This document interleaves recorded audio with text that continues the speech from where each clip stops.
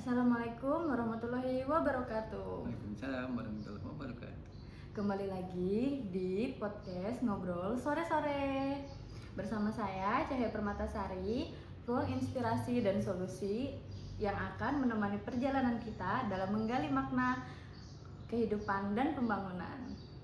Para pendengar yang budiman, setiap langkah pembangunan, setiap kebijakan publik dan pada hakikatnya harus berpijak pada dua pilar kehidupan seorang muslim. Hubungannya dengan Sang Pencipta, hablum minallah, dan hubungannya dengan sesama manusia serta lingkungan, hablum minannas. Keseimbangan di antara keduanya adalah kunci menuju peradaban yang makmur dan bermartabat. Hari ini kita memiliki tamu kehormatan luar biasa untuk berbincang langsung dengan sosok yang bijaksananya merangkul dua pilar dalam memimpin daerah. Beliau adalah Pak D. Hamid, Wakil Bupati Kabupaten Lamandau. Selamat sore Pak D. Selamat sore juga Mbak Cahaya. Terima kasih banyak ya Pak D untuk waktu yang telah diluangkan di tengah padatnya jadwal Pak D. Sebuah kehormatan bagi kami. Jadi kita langsung mulai diskusi ya Pak D. Oh, siap. Jadi saya ada beberapa pertanyaan yang ingin saya tanyakan pada Pak D. Yang pertama, sebagai pemimpin daerah, bagaimana Pak D memaknai konsep hablum minallah sebagai landasan spiritual dan etika dalam menjalankan amanah kepemimpinan sehari-hari, terutama dalam pengambilan keputusan penting? Terima kasih Mbak Cahaya. Jadi dua pilar itu adalah kunci utama kesuksesan suatu daerah. Jadi pertama apa yang dikatakan Mbak Cahaya tadi yaitu hablum minallah. Hablum minallah adalah kunci utama ke yang Khalid ya, ke pencipta. Jadi kita harus takwa dan percaya kepada yang kuasa. Yang kedua adalah hablum minannas. Hablum minannas adalah menjaga hubungan kita antar sesama, bukan hanya sesama muslim ya, itu sesama non muslim juga. Jadi kehidupan kesehari-harian di masyarakat harus terwujud supaya menjaga aturan apa saja yang ada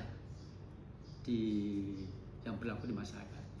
Seperti halnya hubungan pemerintah dan ulama. Jadi pemerintah sebagai umaro. Jadi hubungan antara alim ulama dan umaro harus seimbang. Itu harus seimbang supaya apa? Untuk apa pemerintah daerah membangun megah-megah ya, pembangunan yang maju, tapi tidak diimbangi oleh akhlak ya. Itu di dalam agama, apalagi hubungan lagi dengan sesama. Di samping kita membangun pembangunan daerah, kita juga harus membangun akhlakul karimah ya, supaya antara masyarakat ya, mentalnya, akhlaknya harus dibangun juga. Jadi bukan hanya karena membangun daerah megah-megah maju, tapi kalau bobrok sama aja. Ya, jadi mental dari generasi kita ya, dari generasi. Soalnya apa? Generasi itu adalah invest kita nanti, ya kan? Invest mulai dini. Jadi mulai pendidikan agama, mulai dari diniyah ya, diniyah, kemudian ibtidaiyah, semua sampai ke bahkan sampai ke pemerintah menyiapkan juga dan memberikan izin kepada pondok-pondok pesantren yang ingin membangun daerah juga melalui keagamaan. Pondok-pondok pesantren juga kita berikan izin untuk membangun pesantren. Jadi makanya sampai terjadi santunan yatim piatu itu ya. Jadi di Lamandau itu sudah lama berlangsung yatim piatu. Jadi kalau orang muslim itu biasanya dalam bulan Asyura ya, 1 Muharram itu santunan untuk yatim piatu supaya apa? Untuk menjaga hubungan antara yang dikatakan tadi adalah hablum minan nas. Bukan hanya ulamanya aja, sampai ke bawah, sampai ke anak-anak juga. Nah, tapi sekarang Tamando ini akan menambah kembali, ya, akan memberikan santunan. Mungkin insya Allah nanti 1 Desember, 1 Desember depan ini, bahwa Kabupaten Lamandau akan mengumpulkan yatim piatu yang non Muslim. Oh gitu. Ya. Ini gagasan yang Rizky Hamid akan lakukan mungkin bulan depan. Jadi 1 Desember ini yatim piatu yang non Muslim, yang itu Katolik, Kristen, Buddha, Keharingan, ya, semua non Muslim kita kumpulkan. Mungkin nanti kumpulnya itu kalau nggak salah di Lantang Torang, Kedua Lantang Torang, dari semua non Muslim. Jadi karena apa? Mereka juga anak-anak kita juga. Jadi apalagi kita sudah ada FKOB. FKOB itu istilahnya antar agama, toleransi antar agama, supaya kehidupan di masyarakat Kabupaten Lamandau lebih tenang, tentram. Jadi supaya tidak ada jadi kok Muslim aja yang disantuni, ya. Jadi kita nanti biar beda, biar beda. Nah, saatnya bahkan kita sudah ditanggakan, sudah siap, tinggal pelaksanaannya nanti dalam tanggal 1 Desember. Sebuah kabar baik ya Bapak ya. Semoga nanti bisa berjalan lancar dan kasih sayangnya itu bisa ternaungi bukan cuma sesama Muslim ya Bapak. Betul. Sesama anak-anak, karena kan itu tadi non Muslimnya pun termasuk anak-anak kita juga. Iya. Oke, kemudian itu termasuk dalam program dan kebijakan yang luar biasa ya Bapak ya. Oke, kemudian pertanyaan yang berikutnya tentang hablum minanas mencakup hubungan sosial dan lingkungan. Bagaimana Pak D memastikan bahwa kebijakan pembangunan seperti pembangunan infrastruktur dan ekonomi bersifat adil, merata, dan tidak merusak lingkungan sesuai dengan prinsip rahmatan lil alamin? Nah, jadi seperti ini, pembangunan infrastruktur di bidang keagamaan.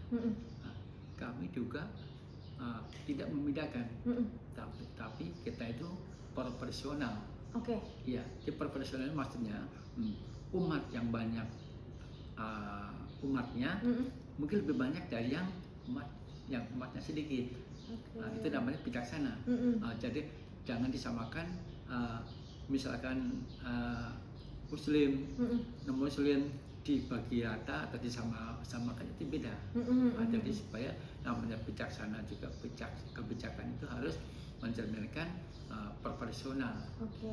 Gitu. Jadi supaya tidak ada rasa kecemburuan antara agama yang satu dan agama yang lain. Oke, luar biasa. Kemudian dalam konteks keberagaman suku dan agama, kan kebetulan Lamandau ini memang suku dan agamanya kan banyak sekali ya Pak ya. Bagaimana implementasi hablum minanas diterjemahkan menjadi upaya pemeliharaan kerukunan antar umat beragama dan pemberdayaan kelompok minoritas atau rentan? Nah, seperti ini. Kalau di agama Muslim sendiri, ini kan sudah dikatakan seperti mbaknya tadi. Jadi agama yang rahmatan lil alamin. Jadi memberikan rahmat kepada semua umat. Bahkan juga Rasulullah bersabda dan sudah mengatakan, bila mana ada orang yang non Muslim di tengah lingkup orang Muslim, itu bahkan disuruh menjaga, disuruh menjaga. Jangan sampai mereka itu tidak senang. Bahkan kita harus menjaga antara itu. Itu sudah dicontohkan oleh Rasul. Nah, sekarang ini di Kabupaten Lamandau ini sudah terbangun, kita kan sudah ada organisasi yang dikatakan itu FKOB. Jadi perkumpulan semua antar agama. Di situ pengurusnya ada yang Muslim, ada yang ada yang Islam ya, yang Islam iya, yang Kristen iya, Katolik iya, pendeta segala itu, pastor itu, bahkan yang satu ini Muhammadiyah iya, NU iya ada, kemudian yang di LDI iya, jadi semua di situ pengurus itu sama. Bahkan nanti pernah kita penceritakan bahwa di saat umat Muslim itu hari raya, itu yang non Muslim itu menjaga, ya. Jadi itu seninya Ramadan seperti itu, ya. Jadi bahkan pas Natalan, yang Muslim yang seperti ada organisasi yang di sini ada POM, Persatuan Orang Melayu, ya. Jadi Banser, NU semua itu kan menjaga untuk pas mereka merayakan Natal. Jadi Ramadan ini saya senang sekali bahkan di sini tidak ada perbedaan suku, agama, ras dan golongan. Jadi nyata seperti ini sekarang Pak Rizky kan orang Melayu, wakilnya orang Jawa. Jadi ini membuktikan bahwa Ramadan ini tidak ada yang protes. Semoga sampai ke depannya dan jauh hari Ramadan itu tetap dijaga ya Pak. Kemudian pertanyaan berikutnya tentang isu kemiskinan dan kesenjangan sosial. Dalam tantangan besar. Langkah-langkah konkret apa yang telah diambil pemerintah daerah untuk menjamin hak-hak dasar masyarakat dan mewujudkan keadilan distributif yang merupakan inti dari Hablum Minanas? Nah, ini juga supaya tidak ada membedakannya. Di sini ada kan sebagai warga pendatang, sebagai orang transmigrasi, ya, transmigrasi. Kemudian mereka transmigrasi itu sudah ada rumah, ya, kemudian diberikan plasma juga, ya. Jadi mereka juga sehingga warga trans ini banyak juga yang di Kabupaten Lamandau. Bahkan Kabupaten Lamandau, kalau tidak ada orang trans dari Jawa, seperti kemarin di Sematu, Mentopi, di Edo, apa yang dikatakan Pak Mulkan itu benar. Tidak mungkin menjadi kabupaten, karena masyarakatnya tuh komunitasnya kurang, populasinya kurang. Sekarang yang kita galakkan juga sekarang untuk warga lokal, untuk warga lokal. Setiap perusahaan yang masuk, ya, di setiap desa seperti di Temiyang, Bokongsu, ya, atau Suca yang tempat lain lah, itu kita diwajibkan untuk memberikan plasma 20%. Itu dibayar semua itu sekarang, bukan hampir terpenuhi semuanya. Ya, jadi setiap perusahaan itu akan memberikan 20% dari hasil mereka untuk teman-teman yang lokal, semuanya. Untuk jadi masyarakat sekitar perusahaan, supaya tidak ada bedanya, tidak ada perbedaan. Yang lokal dapat juga, yang sudah yang terdahulu sudah dapat. Apalagi saya sebagai wakil bupati, itu sebagai juga ketua stunting. Stunting Kabupaten Lampung adalah ketuanya itu adalah wakil bupati. Bagaimana saya menjaga stunting ini? Karena di tahun 2023 Lamandau itu terendah stuntingnya. Bahkan istilahnya kan paling di antara semua kabupaten Lamandau paling terendah. Bagaimana saya menjaga ranking itu, jadi sekarang saya galakkan setiap potensi-potensi yang masih ada di Kabupaten Lamandau, ayo kita kalau tidak bisa dilaksanakan plasma, kita bisa bermitra, supaya kesejahteraan masyarakat sekitar itu teratasi semua. Jadi supaya di Kabupaten Lamandau tidak ada masyarakat lagi yang miskin lah. Kalau memang mereka sudah plasma dapat, jika dapat, kalau memang tidak masih kelaparan, berarti dia pemalas. Nah itu anunya di situ nanti. Jadi bagaimana kita menjaga stunting yang dinilai oleh provinsi itu adalah nilai yang plus untuk mengatasi kemiskinan di Kabupaten Lamandau. Oke, berarti itu tadi ya Pak De ya, di Kabupaten Lamandau ini pemerintah berani menjamin ketika yang masuk itu ada investor yang masuk, investornya ini tidak akan memperkaya diri sendiri, tapi juga memberi makan dan memberdayakan masyarakat di sekitar juga ya Pak De. Betul, supaya masyarakat tidak jadi penonton. Iya. Ya, oleh karena itu diwajibkan untuk 20% untuk masyarakat. Sekitar, Ya, ya. supaya apa? Masyarakat tidak akan jadi penonton. Sebab apa? Supaya perusahaan itu akan memberikan manfaat kepada masyarakat sekitar. Iya. Itu yang utama. Luar biasa. Kemudian tentang konsep hablum minallah dan hablum minannas harus seimbang. Menurut Pak D, apa tantangan terbesar dalam menjaga keseimbangan ini di dalam takaran kebijakan dan bagaimana cara mengatasinya? Nah, ini sebetulnya tuh pemerintah daerah tuh tidak membedakan. Jadi semua umat yang ada di agama yang di Kabupaten Mandau itu semuanya mendapatkan hak yang sama. Jadi itu tadi hanya caranya aja kemarin ya, kemungkinan ya, minimal tadi yang kita katakan tadi supaya proporsional tadi itu kemarin coba menjaga itu, makanya kita sampai ada bantuan dana untuk remaja masjid, pemuda gereja, ya kan, semua itu menjaga itu supaya antar umat beragama itu kalau ada jiwanya sudah baik, implementasinya ke masyarakat akan baik. Oke. Itu demi menjaga adanya kecemburuan Betul sosial antar sekali, agama itu ya Pak De. Oke.